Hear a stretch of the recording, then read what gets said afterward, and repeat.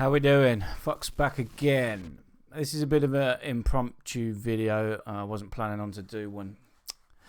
Yeah, I've just been messing around for the past couple of hours and I've made this. I've done a lot of stuff that I don't normally do. Yeah, if you want me to do one on the drums, I will, but this one is just going to be for the bass. So this is the drums. If you like the sound of these, I can sort of show you how I made them. There's one resampling process which I've lost because of the way I work, but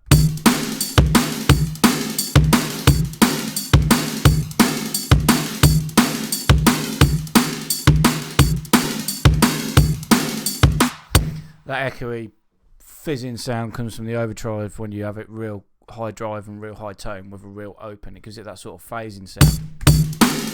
So with the overdrive,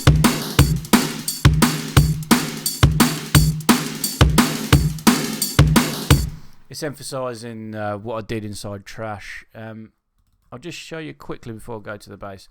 It's all done, believe it or not, all of the drums come from NI's Studio Drummer. Everything's done with Studio Drummer in a garage kit. There's nothing to it really. It's just a basic pattern, kicks, hi-hats, one kick, one snare and some hi-hats. And then this was the basic pattern that I made. Nothing to it. I then bounced it, sliced it to new MIDI so I could EQ the hits individually. I then ran it through a Trash and convoluted it in some sort of weird space, which got this, along with some multiband distortion. I'll then reintroduce the Studio Drummer one with a transient master, giving it some real punch with a bit of saturation and overdrive. So it's very, very punchy, very high on the attack. Pulled the sustain down a bit. Mix those two together. I then added another kick, a snare, and a clap, a ride, some more hats. Then I've got these EQ'd at very different stages. I've then all got them summed into one drum bus, which is being processed by transient master again, increasing the attack and pushing out the sustain, being compressed together, and that gives you the drums as a whole with the overdrive. Accentuates the space that I put it in inside Trash. So yeah, that's a quick rundown of the drums. As I say, I wasn't going to plan on doing this, but I could show you my workflow if you like. But this is the bass. I'll play everything together again.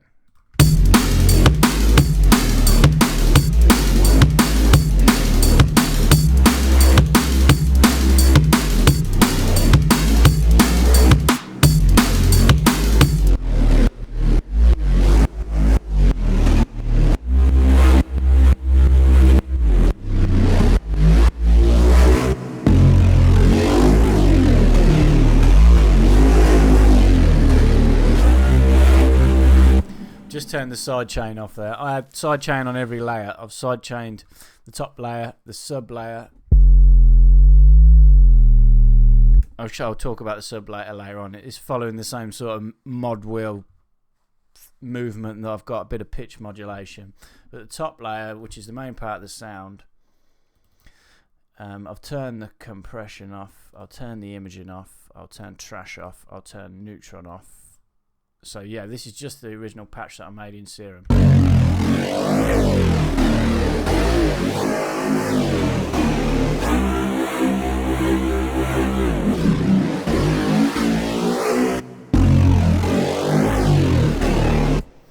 Very rhythmical, very pulsing, because he's sort of, it's a Noisia sort of, I'm going to call it a Noisia sort of bass to try and get it to get attention. I'm really pleased with it.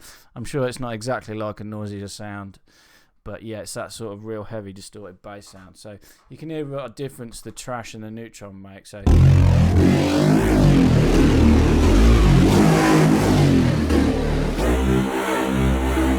So yeah, this patch has nothing to it. The custom waveform. They're both the same. It's one of mine. Or did I make it? Let's have a look. It's just a single cycle waveform. I don't know where I've introduced this from or where I got it from.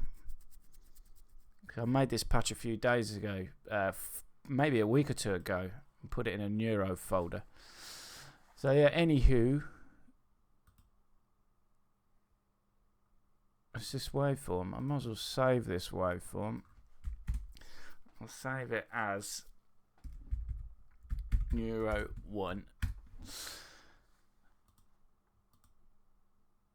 I'll save this one as Neuro 2. And I will give you both of these waveforms in the folder with the preset if you wanted to try and make it yourself. So yeah, not too sure where I got them from. They may be the same. It may be the different bend modes that are making them look different. So I'm not going to remake everything in this. I'm just going to talk you through it. So as you can see, there's a lot of unison on both oscillators. They're both pitched down 2 octaves. Let's turn the filter off. I got the phase not fully on random. I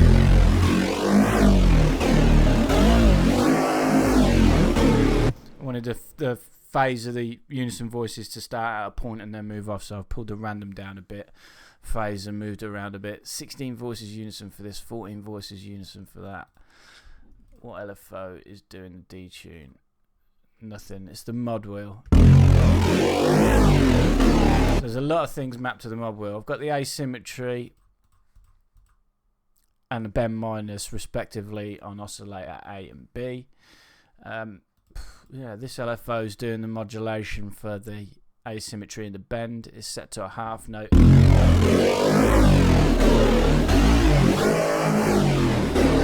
That mixes very, very well with the sidechain, that sort of booby shape that I do. LFO 2, this is modulating the cutoff of filter, which is a high pass filter.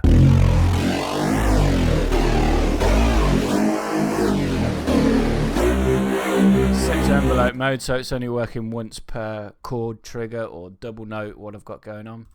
LFO 3, this is a bit more of a sawtooth shape, downward sawtooth. This is set to a half note also. This is modulating the volume.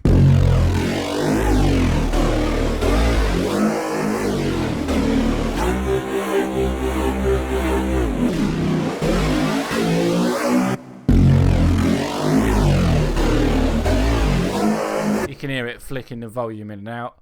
The mod wheel's doing an awful lot of things. It's changing the detune amount. It's also bringing the level down so that you can actually hear that LFO taking effect. It is also modulating the mix for the phaser in the effects section, and a notch filter, which is doing a lot of work. We'll turn all these effects off. We'll bring them in one by one. So the hyperdimension.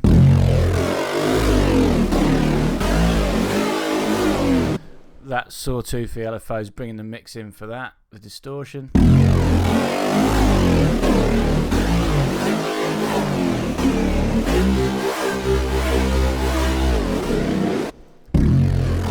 Didn't use a compressor in the end, we used a filter and a reverb.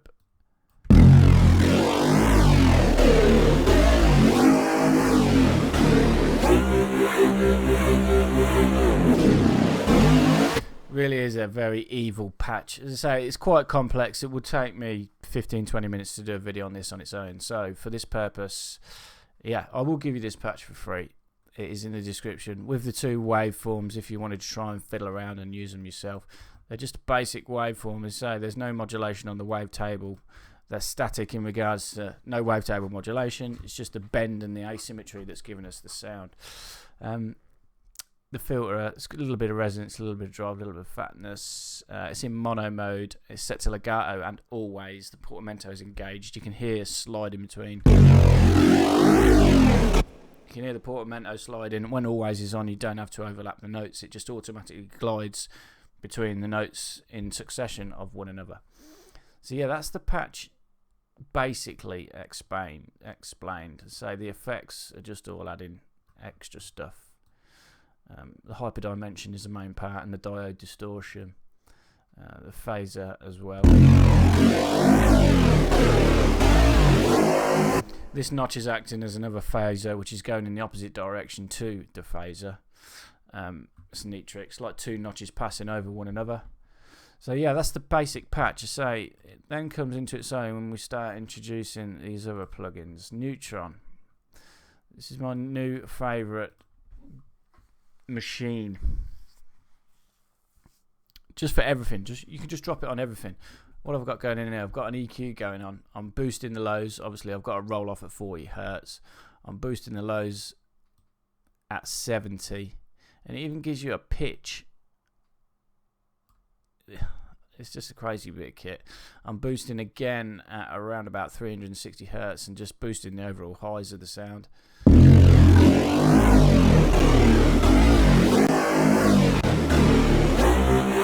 So turn the EQ on.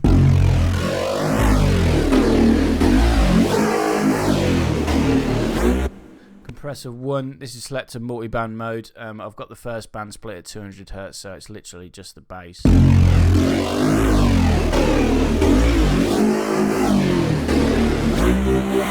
The second band is introduced, just doing the rest. The compressor 2, I don't think I used, no I didn't.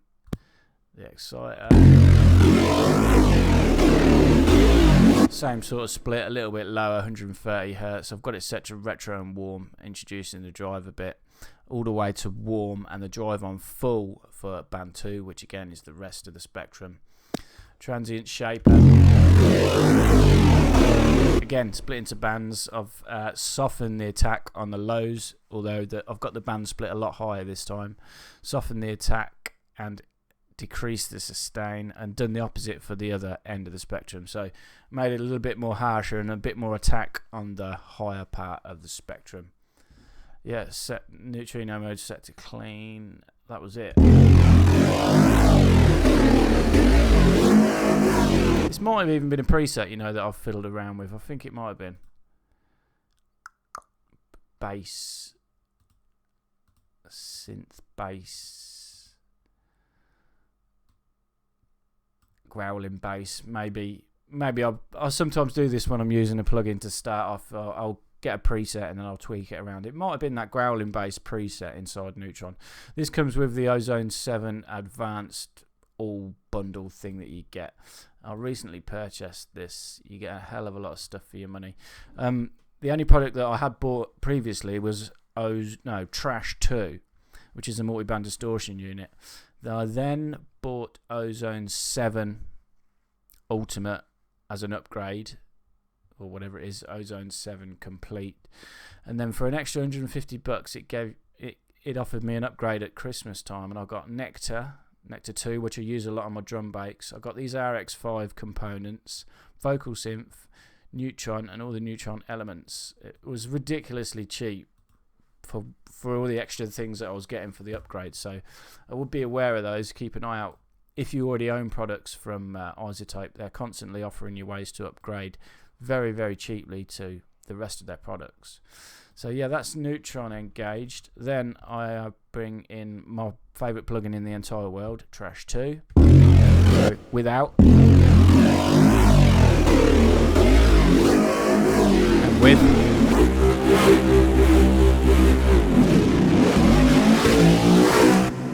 Turns it into that screaming sort of Reese death patch which I wanted. This definitely wasn't a preset. I know I've got used to this a lot now, so I know what I'm doing.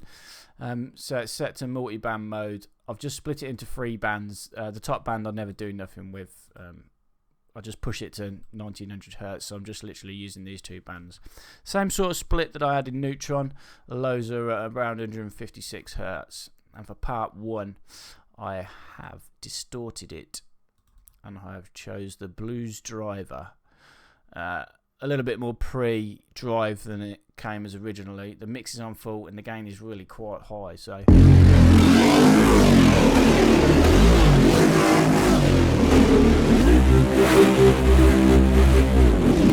can hear the effect it has on the lows. It really smudges it and makes it real saturated, even though it's in the distortion section. Is it the blues driver we've got on? Yeah, that one highlighted shows me which one it is. Yeah, band 2. This one is saturated and it is blitz. It's a very, very severe distortion curve. I didn't mess around with the shape or anything like that. If I solo this band,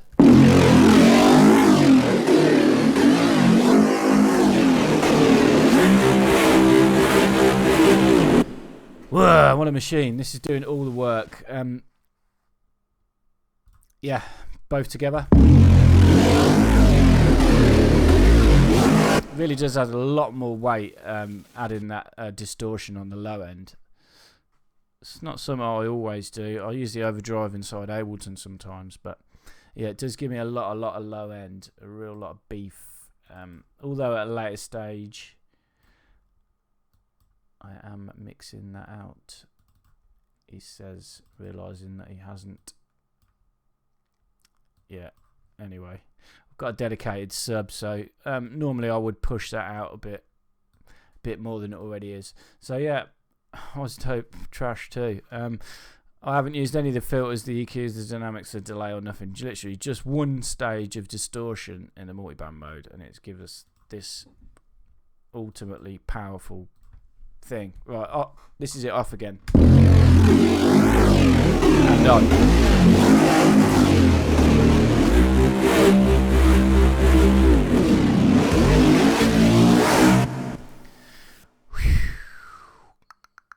The reverb you can hear is inside Serum. It mixes with the distortion a lot and you get a real severe tail off, but because you're going to be looping these through and sidechaining a lot, it doesn't really do that much damage or wash out over the sound that much. Also, inside the reverb, I would have the low cut pushed up quite a bit.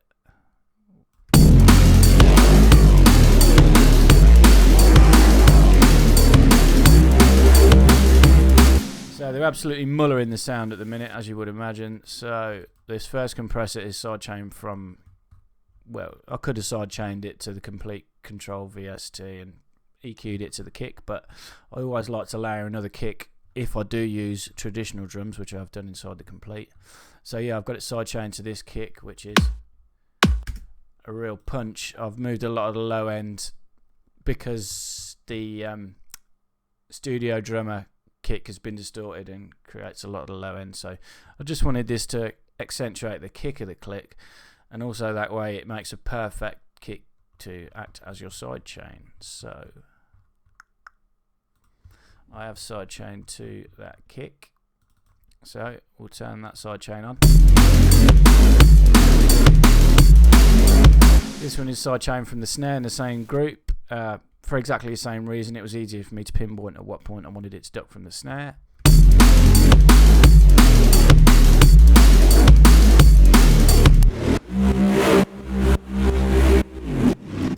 I then got a stereo imager on this bass part and I've got it pushed quite wide, or wider than the sub layer.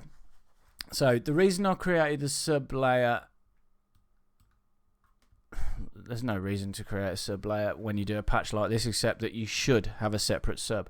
I already showed you that I didn't push the sub out the way of this, but it helps to have a clean sub running underneath it, even if you don't push the other one out the way. It just helps accentuate your low end and make sure that everything's cool. What I did is I copied the patch over, duplicated everything, went into Serum, removed all the modulation and everything apart from the stuff that was on the mod that I wanted to keep, which was the pitch bend stuff, global pitch, wherever it is, master tune. Yeah, that's the only thing I still wanted to keep, because we've got some pitch modulation in regard that the mod wheel is controlling these pitch slides up and down. I wanted them to track, I wanted the sub to track the same sort of movement that the higher bass label was doing. So I copied it over, removed everything, and then just made a basic sub patch, 2 oscillators, 16 voices. There's no detune, it's just accentuating them, making them louder, low cut at 150 Hertz. Quite high for a sub, and again, I'm letting a lot more through here to let it mingle with the other bass patch. A lot of times when I do a sub, I kill everything down to about 85 Hertz, but we'll leave that one as it was, pushed it right out. Neutron and Izotope were there, but I've turned them off. The side chains I will re-engage.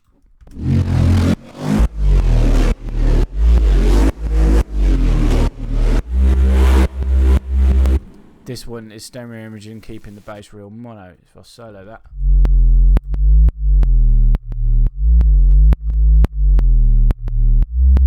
That clicking you can hear is for the sidechain compressor. Ableton's stock compressor always does that. But it's so easy for me to use and so easy to set up that I don't bother with anything else. You can't hear the clicking anyway because the punch of the kick just drowns it out. But yeah, keep your sub mono-ish. Make your other bass wider. Gives them their own space.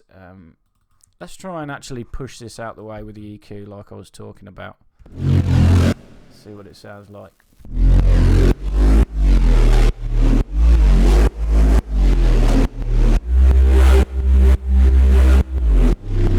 Does sound better how I had it before, actually, with that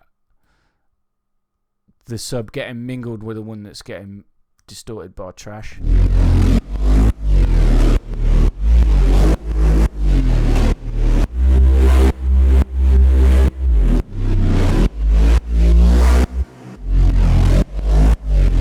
I then put the sidechain on the group. I've just simply got them glue compressed together with an SSL. Same sort of settings that I would use on the glue compressor inside Ableton, but using the SSL comp. I've got a makeup gain at +6. It's compressing all the way around to 7 or 8, so I wasn't pushing it too back in. Threshold I didn't have really high at 9. Reasonable attack. Sometimes keep the release on auto, but I've dialed it down a bit to let it be a bit of a constant compression. It's not instant attack, but quite a slowish release, so it was constant compression, I call it. It's obviously not constant because it is ducking slightly and releasing at a certain rate. This is like your ratio. There is no actual rate. Oh yeah, there is ratio. I never really understand what this rate is. It's like I don't know. You've got your attack and release. Don't know.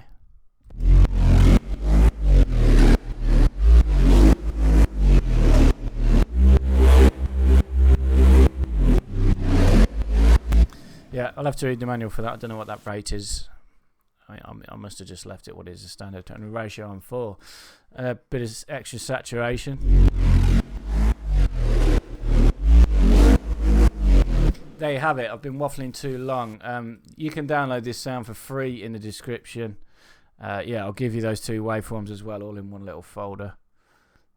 Yeah, hope you enjoyed it. A Noisia style bass with Serum and Ableton.